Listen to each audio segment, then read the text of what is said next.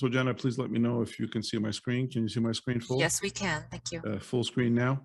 Yes. Okay, for some reason I had difficulties with the full screen before. That's why I want to make sure. Okay, so first of all, as you know, because of the changes in reporting and testing, we have changed the way our dashboard is going to look. Right now, we don't have it up. We're going to have we have an interim information that we'll be placing, but then we'll tweak the dashboard and change it appropriately so we can reflect a lot of the indicators that I've spoken to you about before that we're speaking to. So right now we're at 3,402 active cases in our region.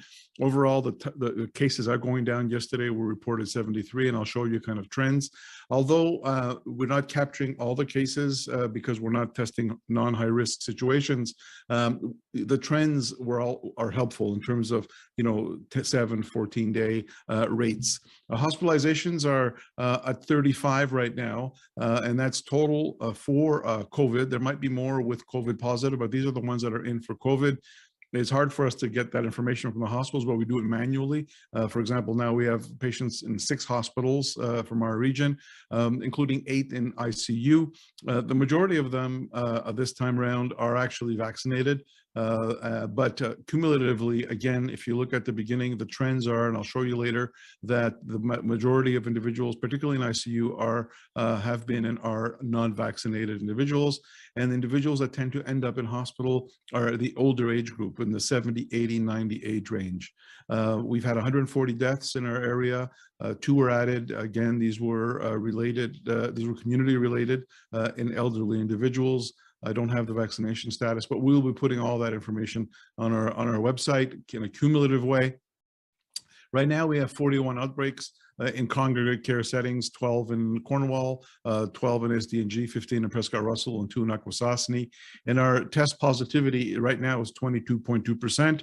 That is, again, that's going downwards, and I have a slide that's going to show. So it's important that when we have these numbers, we look at the trends, we look at the trajectory of these to give us an indication of where we are with that. In addition to that, absenteeism at schools, absenteeism at work in general will also give us another idea of trends of where we are. And then finally, we're going to look at wastewater trends, and this is a graph that we have now, which is up until January 12th. And so we still need some more, but you can see that in Cornwall and in Hawkesbury, where we do the measurements, the water spiked up and spiked up both in Cornwall and both in Hawkesbury.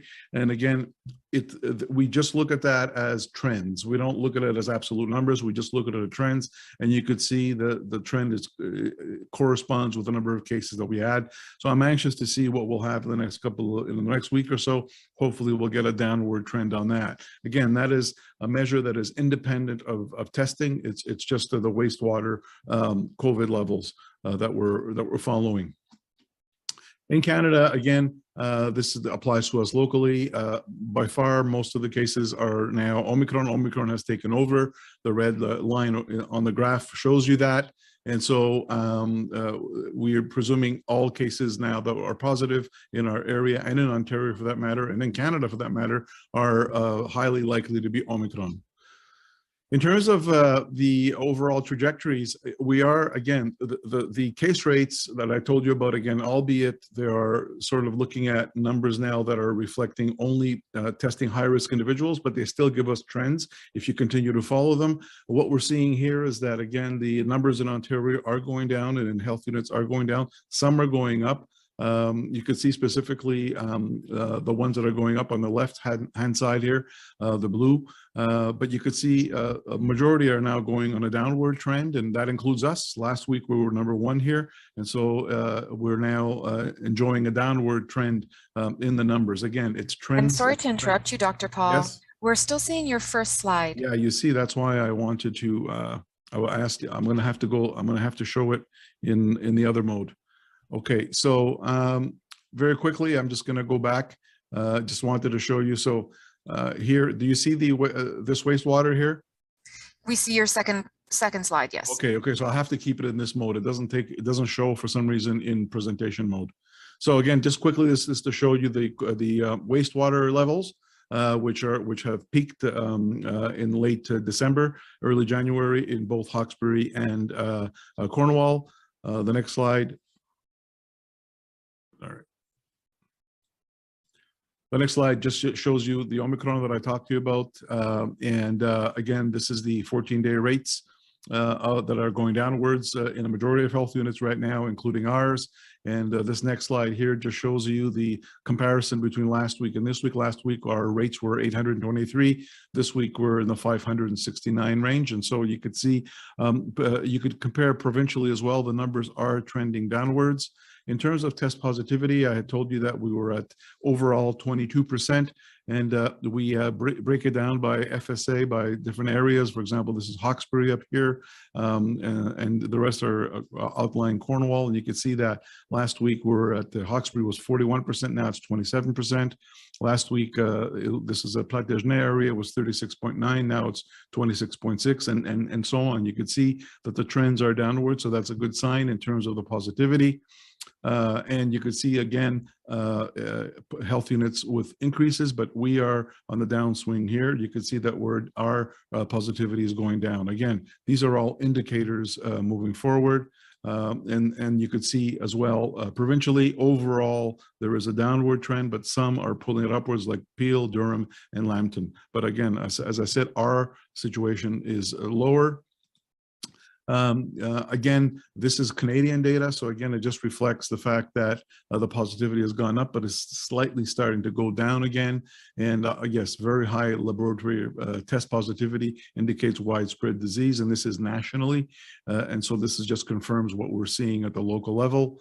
And now I just want to go over a bit of a vaccination. So right now we're at over 426,000 doses administered in our region. We're at 87.1% first dose, the 5+ population, and almost 81% second dose.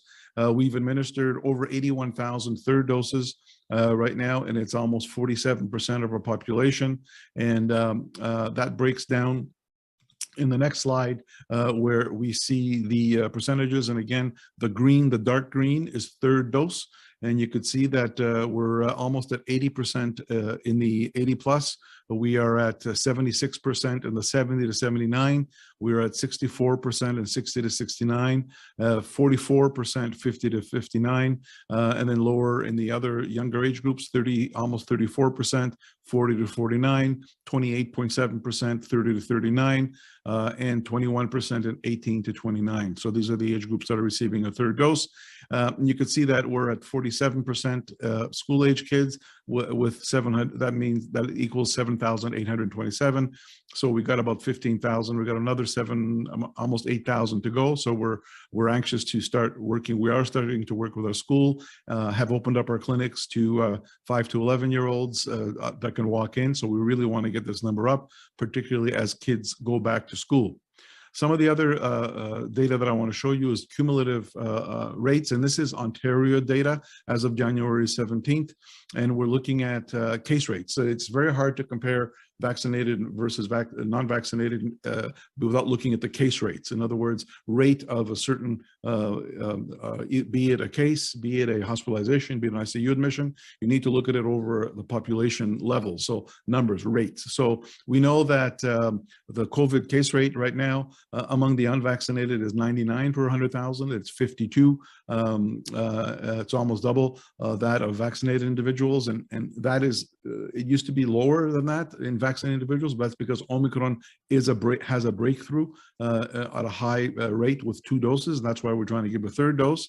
But you can see there's a reduction in the risk, and that reduction of risk becomes even higher as you go into hospitalization. And again, this is Ontario data. I want to stress 102 per 100,000 rate of unvaccinated versus 20 vaccinated, and that's 5-fold. So that's an 80% risk reduction.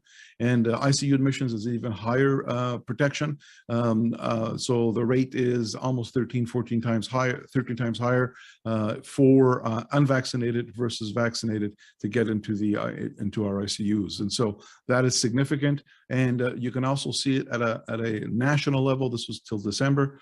The data that I have here is to January, but you could see that by far the unvaccinated made up the majority of hospitalizations, and there's now almost, like I said, 19-fold increase among unvaccinated people to be hospitalized in terms of likelihood versus versus vaccinated individuals. And so the gap here is a bit lower because we're starting to get breakthrough infections among the vaccinated. Because of the fact that the Omicron does not prevent the illness. Sorry, this is different. The gap is still there, but what I wanted to say is that the case rates are significantly closer in terms of the rates, but you could still see very high protection among that. In terms of moving forward, again, some of the things that we're doing right now is our vaccination rates. Third dose vaccinations are moving very well. I think what my aim right now, my first aim is to have as high rate as possible for those elderly 50 and over. We have opened our clinics to 50 plus as well as a priority. They can walk in from our area as well as the 5 to 11-year-olds. We are working with our schools right now to continue school-based vaccinations, teachers and so on. We have clinics 7 days a week right now. And we keep adding clinics to the system. So please go online and get your vaccinations. Pharmacies as well are available throughout our region for first, second, or third dose. Again, if you haven't been vaccinated, please get your first dose. If you need your second dose, please go get it. And if you need your third dose, please don't hesitate to go and get it. Again, collectively, that is the best strategy for us to move forward, to be able to start seeing sort of the end of this fifth wave, which I believe is about to sort of plateau. Looking at the provincial numbers, the hospitalizations have plateaued, and you can see some of the rates have plateaued. So hopefully we'll be seeing a downward trend. But again, it's going to be hard for us to predict when we're at the downward trend. Probably by the end of the week, we'll have a better idea looking at the numbers. So that'll give us a better idea of the projection and trajectory. Our priorities, aside from vaccination, obviously, are high risk outbreak management, hospital workers, long-term care residents, and so on, working and supporting those institutions as they go through outbreaks, as they go through staff shortages, and so on. Again, we will be creating a set of new indicators, following a set of new indicators, like a new type of scorecard, looking at the trends, importantly the trends, which will give us an idea of levels, and then that at the provincial level will inform and guide when to remove restrictions. And obviously school reopening, we're working with our schools just to ensure that IPAC is in there answering the questions and so on. We're not doing any outbreak management or case management, but we're supporting our schools, which, as you know, opened 2 days ago, actually yesterday because of the snow day, but we're working with our partners already. We're meeting with our directors regularly. Our school teams are meeting with our schools on a regular basis. And then the indicators, again, will link into the timing of removal of the current restrictions and closures. As you know, the current restrictions are due to, are up till January 26th, but there's no guarantee. It'll all depend on the trajectory of where we are. And again, we're actually going to be going into that pandemic to endemic shift that I was telling you about. We're actually witnessing it. You know, it's progressive as we move forward. Bonjour tout le monde, je vais commencer avec une présentation. Je vais juste vous dire que dorénavant, je ne pourrais pas prendre les questions en avance parce que j'en ai tellement des questions qui sont amenées par le média. Donc, je vais prendre toutes les questions que je peux pendant mes conférences de presse. Donc, on va commencer avec une présentation. Donc, on commence avec les statistiques locales. Juste pour vous dire que nous avons changé la façon qu'on va mettre les statistiques sur nos sites web. Dorénavant, on va avoir des différents indicateurs On a des choses intérim actuellement, mais ça va changer dans quelques jours. Dès hier, on a eu 3402 cas actifs dans notre région. Ça, c'est une sous-estimation, ce n'est pas une estimation exacte parce qu'on ne teste pas tout le monde. Par contre, les tendances sur 7-14 jours vont nous donner une idée de si on augmente ou si on diminue au niveau de transmission dans notre région. Au niveau d'hospitalisation, nous avons 35 actuellement dans 6 hôpitaux. Et ça, c'est les 35 qui sont à cause du COVID. Parmi 8 sont en soins intensifs. La plupart sont vaccinés, mais de façon cumulative, encore toujours dans notre région, on a les personnes non vaccinées qui font proportion plus augmentée, plus élevée au niveau des hospitalisations et surtout aux admissions aux soins intensifs. Et le profil des personnes qui sont hospitalisées sont plutôt les personnes âgées 60, 70 ans, 80, 90 ans dans nos statistiques. On a 140 décès dans notre région et nous avons 41 flambées. Donc, ça, c'est toutes les statistiques qu'on va surveiller. Donc, au niveau des flambées, nous avons des maisons de retraite, des maisons de longue durée. On a 12 à Cornwall, 12 à STNG, 15 à Prescott Russell et 2 à Cossacini. Au niveau de positivité, on est à 22,2 %. Je vais vous démontrer dans quelques diapos les tendances qu'on voit qu'on compare d'ici la semaine passée. Et on fait aussi la mesure d'eau de COVID dans l'eau, Wastewater. Comme vous voyez ici à Cornwall et à Hawkesbury, on voit que ça a augmenté de façon subite. Ça nous donne une idée qualitatif au niveau de où on est avec le taux de transmission communautaire dans notre région. Je m'attends que bientôt, on va voir que ça va diminuer. Donc, c'est une chose à surveiller de proche. Pour vous démontrer que non seulement dans notre région, mais à travers le Canada, le Omicron, le rouge, maintenant, a tout déplacé les autres souches. Presque tous les cas qu'on a sont du Omicron. Au niveau des tendances, on voit qu'au niveau d'Ontario, on voit que ça commence à diminuer, malgré qu'on ne teste pas tout le monde. Les tendances, les trajectories, tout ça, au niveau où on est, si on compare ça de la semaine passée, c'est diminué. Donc, on voit que la courbe commence à diminuer aussi. Et si on voit dans les bureaux de santé, on a la plupart des bureaux de santé en vert ici qui ont des cas en diminuant. Et parmi, on est là aussi. Souvenez-vous que la semaine passée, on est le numéro 1. Donc, on commence à voir une diminution de nos cas qu'on voit dans la plupart des bureaux de santé. Il y a quelques-uns qui augmentent, mais vous pouvez voir à travers d'Ontario, la tendance est à diminuer. Et on voit ça ici, comme la semaine passée, on a eu un pourcentage, le taux de cas sur 100 000 était 823 dans notre région et cette semaine, c'est 569. Donc, on voit nettement que ça diminue. Et si on compare la semaine passée jusqu'à cette semaine, on voit que dans la plupart des bureaux de santé, on voit une diminution au niveau des cas.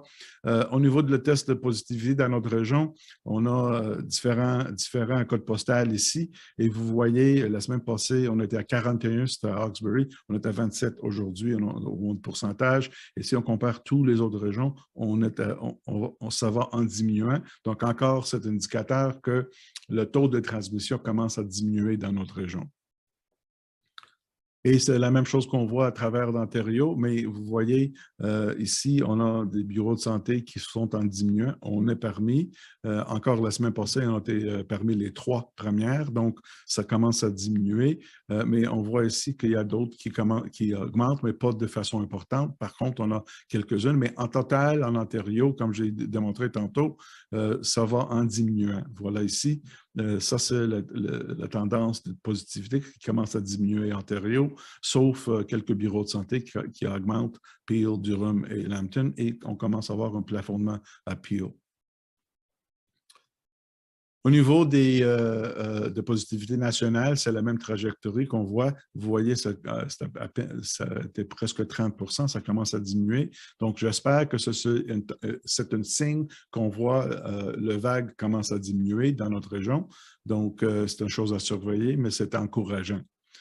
Au niveau des vaccins, je peux vous dire que là, on est rendu à plus que 426 000 vaccins distribués dans notre région. On a 87% de la population 5 et plus avec une dose, presque 81% de deuxième dose. On est à presque 47% des personnes avec une troisième dose. Donc, ça, c'est une bonne trajectoire. Ça, c'est très bon. On voudrait augmenter, bien sûr. On voudrait aller plus que 80% en troisième dose.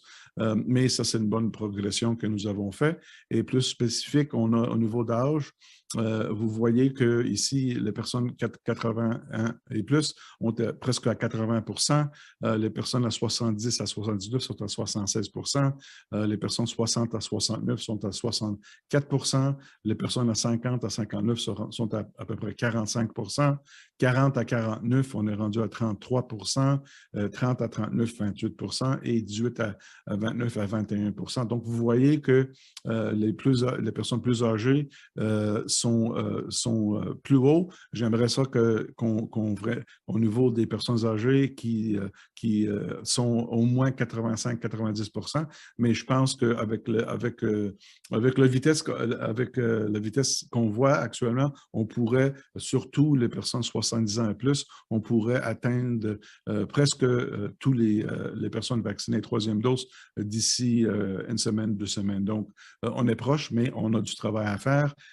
Donc, au niveau des enfants, vous voyez ici qu'on est à 47% des enfants 5 à 11 ans. J'aimerais ça aller plus haut, surtout quand on a commencé les écoles. Et on va commencer, déjà, on commence à travailler avec les écoles pour nous rassurer qu'on pourrait offrir le vaccin soit dans nos écoles, soit dans nos cliniques sans rendez-vous, etc., 7 jours par semaine à travers de notre région. Donc, ça, c'est un défi que nous avons, mais on travaille de façon étroite avec les écoles pour augmenter ce débit de vaccination. Donc, en parlant du vaccin, ici, j'aimerais juste voir, parce qu'il faut voir les taux cumulatifs sur 100 000 personnes au niveau si on va comparer les personnes non vaccinées versus les personnes vaccinées, soit pour les cas de COVID, soit pour les hospitalisations, soit pour les admissions aux soins intensifs. Et qu'est-ce qu'on peut voir ici?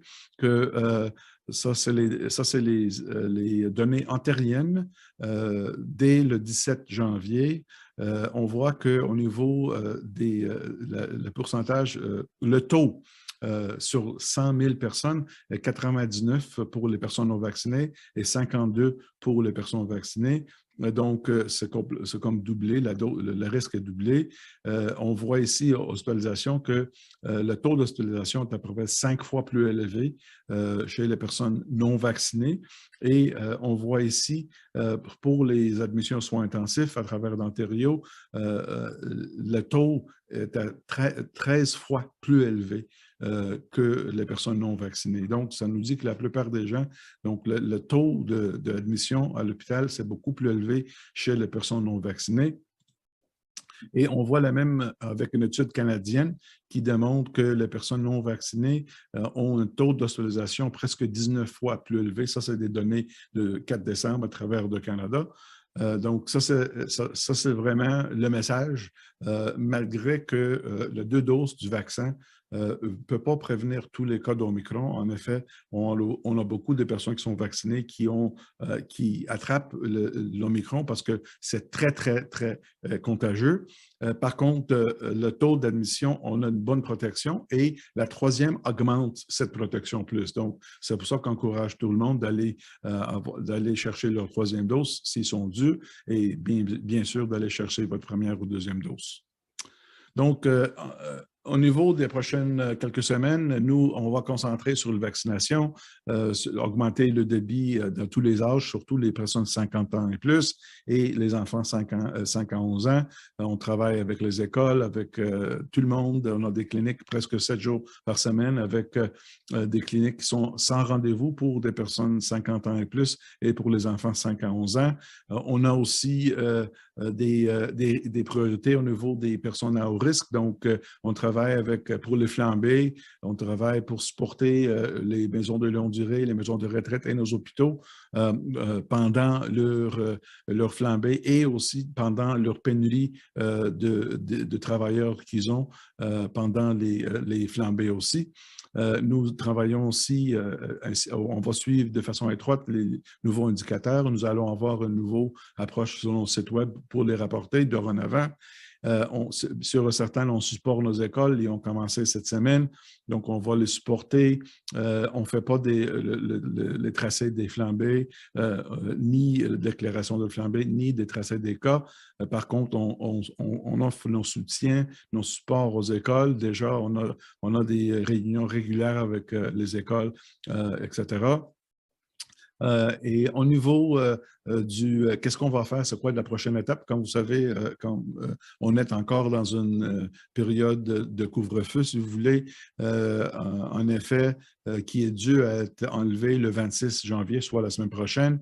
Est-ce que ça va se faire là, dans une semaine après? On n'est pas sûr encore. C'est sûr qu'on voit une tendance de plafonnement au niveau des indicateurs que je vous ai mentionnés. Je pense que dans les prochains quelques jours, d'ici fin de semaine, on va voir si on commence à voir vraiment une diminution. Donc ça va nous aider à déterminer exactement quand on va sortir des restrictions présentes. Je ne m'attends pas à réouvrir tout à la fois. Je pense qu'on va retourner où on était en décembre, 50%, etc., avec quelques semaines entre les deuxièmes étapes. Donc, on va reculer pour reverser les fermetures pour, en effet, faire réouvrir, mais de façon prudente.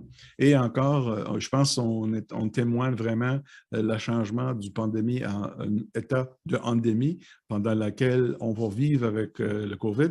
Chose importante, j'ai même oublié à le dire en anglais, c'est qu'il y a quelques jours que le médicament, un médicament antiviral était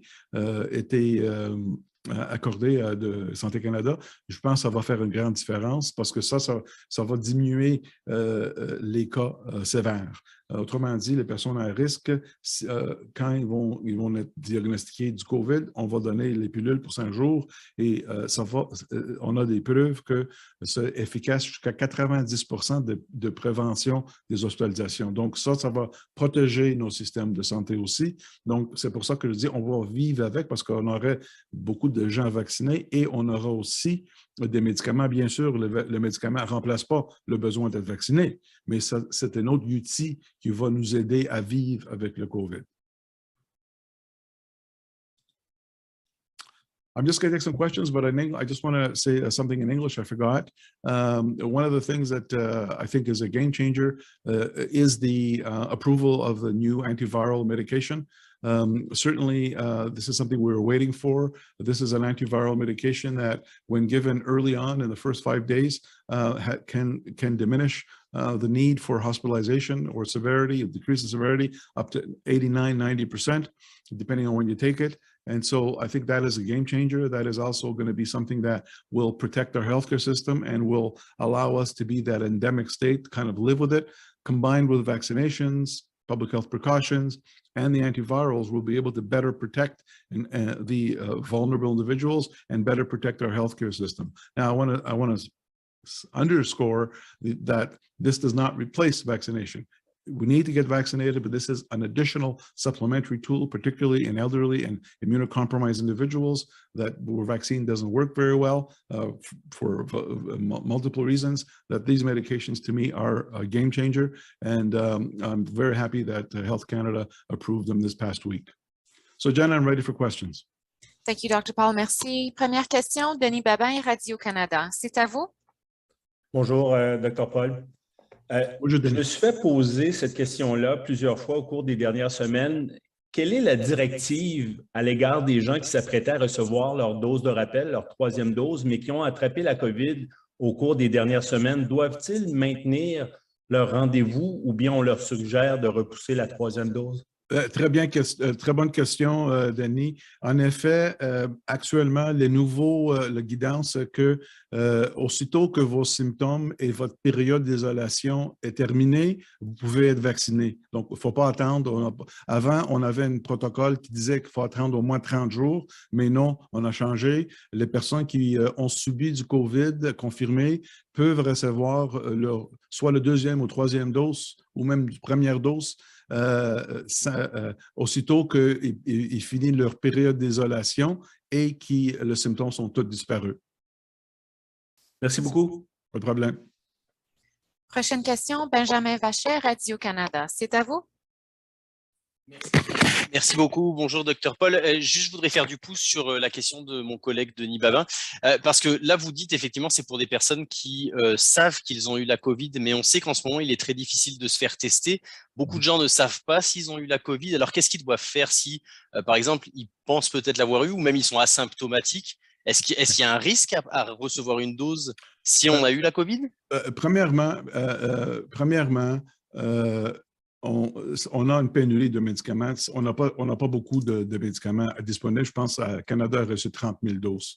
Donc, pour le moment, on va avoir des protocoles qui vont vraiment limiter l'accès aux personnes 80. Je pense qu'on a des indicateurs, ne sont pas officiels, mais je pense que 81 et plus, les personnes avec immunodéficience ou transplantation, greffe, etc., qui, aussitôt qu'on les diagnose, et ça, c'est les personnes qu'on teste actuellement, mais il va y avoir des protocoles et des protocoles en place pour qu'on puisse, les personnes en risque, pourraient être testées, même testées avec les tests rapides PCR. On est en train d'en discuter actuellement pour que les gens pourront aller dans un centre de dépistage, si vous voulez. Ils vont les tester et ils vont avoir les résultats tout de suite. Et à ce moment-là, on pourrait le prescrire. Au pire aller, si on fait le PCR, on aurait les résultats un jour après. Ils vont avoir la prescription en main, ils vont le prendre. C'est pour ça qu'on va le restricter comme ça. Mais disons que si on a beaucoup de médicaments et si on soupçonne qu'on pourrait avoir, et si on est dans une personne de haut risque, je pense qu'on pourrait le prendre sans le test. Je pense que dans les régions éloignées, etc., on n'aura pas de choix. Mais pour le moment, étant donné qu'on n'a pas assez de médicaments disponibles en Canada, on va restricter l'utilisation chez les personnes qui sont en haut risque et déjà sont les personnes qui ont accès à se faire tester. Et Dr Paul, une deuxième question sur la levée des restrictions. Vous avez parlé du 26 janvier. Est-ce que c'est réaliste et est-ce que vous pensez qu'on devrait ou qu'on pourrait voir les restrictions levées prochainement? Je pense que le 26, c'est un peu trop tôt, peut-être une semaine après, je ne suis pas sûr encore. Je sais que le gouvernement est en train d'en discuter. Moi, je ne vois pas une ouverture avant le fin janvier, à mon avis, parce que ça va nous donner le temps de vraiment voir d'ici. Je pense qu'on a besoin d'un autre 5-6 jours de voir où on va être dans quelques jours. Si on voit que le trajet est en diminuant, je pense que la décision va être prise. Mais c'est une chose qui est difficile à vous dire aujourd'hui, mais je vois, comme j'ai démontré sur le diapo, je vois une diminution, une tendance d'avoir une diminution. Donc, ça, c'est une décision du gouvernement. Et on va voir, dépendamment de ce qu'ils vont faire comme décision, mais à mon avis, ça ne devrait pas aller avant le fin janvier. Merci beaucoup. Next question, Giacomo Panico, CBC. Please go ahead. Yes, hello, Dr. Roumeliotis. Thank you very much. A question about schools and vaccines. You mentioned that there's a gap there. You're looking, if I had that right, only 47% of children at this time have their second dose. First dose, only 47. Okay. Yeah. And is it a case that you're looking to administer the vaccines in the schools? Did I get that correctly? Well, there is a possibility, but I don't think that we'll be very successful in doing that, Giacomo, because I don't think a 5-year-old a parent would want their 5-year-old to be vaccinated without them there. So that will be one of the choices, but I don't think there will be a lot of uptake.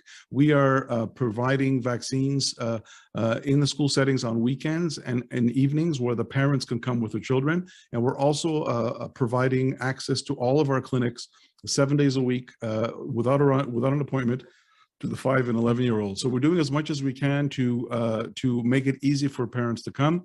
We're working with the schools to again look at opportunities or look at areas where they're under-vaccinated. But yes, we were asked to look at the possibility of doing it in the schools. Like I said, perhaps an 11-year-old, the parents would agree to, but I don't think for a 5 or 6-year-old. So we need to have a multitude of approaches.